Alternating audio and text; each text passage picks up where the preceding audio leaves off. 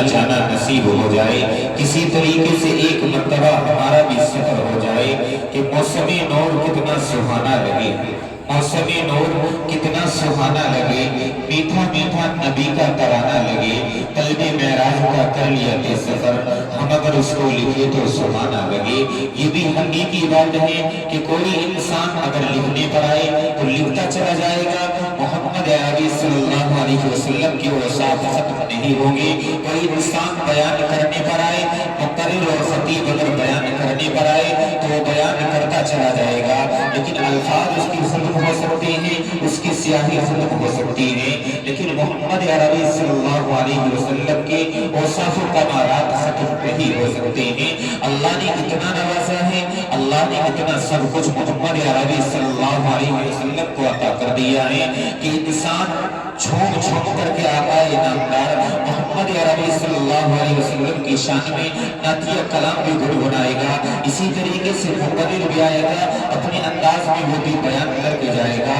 خطیب بھی آئے گا، وہ بھی بیان کر کے جائے گا، بہت سارے حضرات آئیں گے اور جائیں گے، لیکن محمد عربی صلی اللہ علیہ وسلم کے اوصاف و کمالات ختم نہیں ہو سکتے ہیں، کیونکہ اللہ نے اوپر سے لے کے نیچے تک اتنے کمالات اور اتنے اوصاف اللہ نے آپ علیہ الصلوۃ والسلام کے اندر رکھے ہیں، اور یہ خود اللہ کا ہمارے اوپر بھی احسان ہے کہ اللہ نے ہمیں بھی محمد عربی صلی اللہ علیہ وسلم کی امت میں پیدا فرمایا ہے، ورنہ اگر چاہتا اللہ ہمیں کسی غیر کے گھر میں بھی پیدا فرما سکتا تھا، پھر ہم بھی جس طریقے سے لوگ دوسرے حضرات مورتیوں کے سامنے جا کر کے سجدہ کرتے ہیں، ان کے سامنے جا کر کے جھک جاتے ہیں، ہم اللہ کے سامنے نہیں۔ اللہ کا احسان ہے ہمارے اوپر کہ اللہ اگر توفیق نہ دے انسان کی بس کی بات نہیں، اللہ اگر توفیق نہ دے انسان کے بس کی بات نہیں، فیضان محبت عام ہے، عرفان محبت عام نہیں، یہ اللہ ہی کی توفیق ہے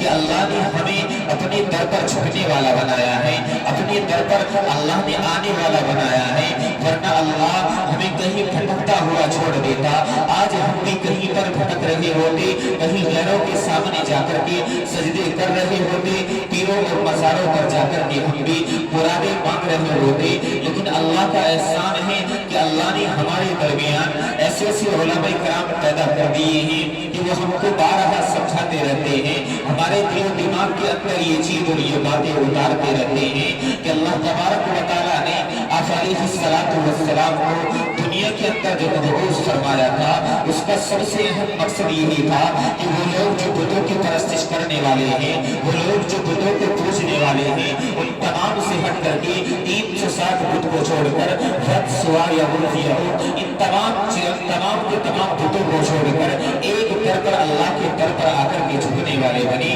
اللہ کے در پر انسان جھکنے والا اگر بن گیا تو خدا کی قسم اس کو کسی دوسرے در پر جانے کی ضرورت نہیں پڑے گی۔ آج ہم دنیا کے اندر رہ کر کے لوگوں کے سامنے ہاتھ پھیلا رہے ہیں، لیکن اگر کہیں نہیں جا رہے ہیں تو صرف اور صرف اللہ کے در پر نہیں آ رہے ہیں، اللہ کے در پر نہیں جا رہے ہیں۔ آج ہم دنیا کے ٹھوکرے کھا رہے ہیں، لیکن انسان کے پاس دنیا کے اندر گھومنے کے لیے بہت وقت ہے، غیروں کے پاس جانے کے لیے وقت ہے، گلیوں میں گزارنے کے لیے ایک ایک گھنٹے انسان کے پاس موجود ہے۔ اگر موبائل ایک مرتبہ ہاتھ میں آ گیا، ایک ایک گھنٹے بیٹھ کر کے گزار دیں گے، موبائل کے اندر ایک ایک گھنٹے کی فری میں دیکھ لیں گے، کوئی افسوس نہیں ہوگا۔ گلی چوراہوں چوپالوں پر بیٹھ گئے تو کئی گھنٹے گپشپ میں گزر جائیں گے، کوئی افسوس نہیں ہوگا۔ اس کو افسوس نہیں ہے کہ کتنا دین کی سرمایہ تو نے کھو دیا ہے، نہ ہماری ماؤں کو افسوس ہے، نہ ہماری بہنوں کو افسوس ہے، نہ ہمارے نوجوانوں کو افسوس ہے، نہ ہمارے بزرگوں کو افسوس ہے۔ آج کل ہمارے گھروں کی حالت بھی کچھ ایسی ہی ہے، ہر ایک لڑکی کے ہاتھ میں، ہر ایک بہن کے ہاتھ میں موبائل موجود ہے، وہ پورا دن موبائل دیکھتی ہے، گھر کا کچھ کام کاج کیا فوراً سیریل دیکھنے پر لگ گئی۔ شاید ہی کچھ گھرانے ایسے ہوں گے جہاں پر کوئی ناٹک نہ دیکھا جا رہا ہو، ورنہ آج کے دور میں امید تو یہی لگائی جاتی ہے کیونکہ ایک ایک گھر کے اندر ایک ایک موبائل موجود ہے، جس کو جب موقع ملتا ہے فوراً اپنا پروگرام شروع کر دیتا ہے۔ کسی کا ایک بھاگ رکا ہوا ہے، کسی کا دوسرا پتا رکا ہوا ہے، آپس میں لڑائی جھگڑے ہو رہے ہیں، یہ ساری چیزیں جنم لے رہی ہیں، نہ ماں باپ کو کوئی تکلیف ہو رہی ہے، نہ ماں باپ اس کے اوپر توجہ کر رہے ہیں، اور نہ ہی بھائی اس کے اوپر نظر کر رہا ہے۔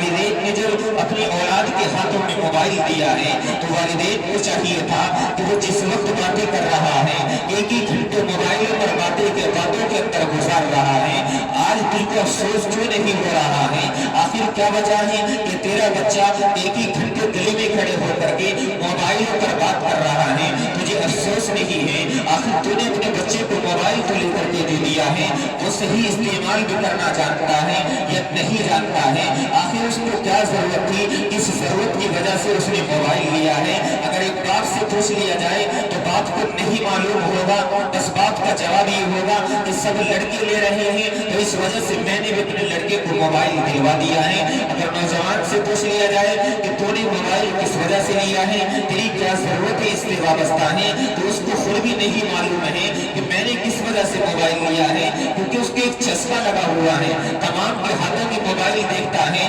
اسی طریقے سے آج کل کے نوجوانوں کی حالت یہی ہے کہ ایک ہی گھنٹے کی فلمیں دیکھیں گے، ایک ہی گھنٹے کا فلمیں دیکھ کر کے آج کل عثمان اسی طریقے سے اردو ڈرامہ جو چلا ہوا ہے، یہ سارے ڈرامے سارے سیریل دیکھے جا رہے ہیں۔ پاکستانی ڈراموں نے، پاکستانی سیریلوں نے ہر گھر کے اندر تباہی مچا رکھی ہے۔ یہ سارے سیریل کوئی ترکی کا ڈرامہ ہے، کوئی ترکی کے ساری چیزیں دیکھی جا رہی ہیں، لیکن مسلمان توجہ نہیں کر رہا ہے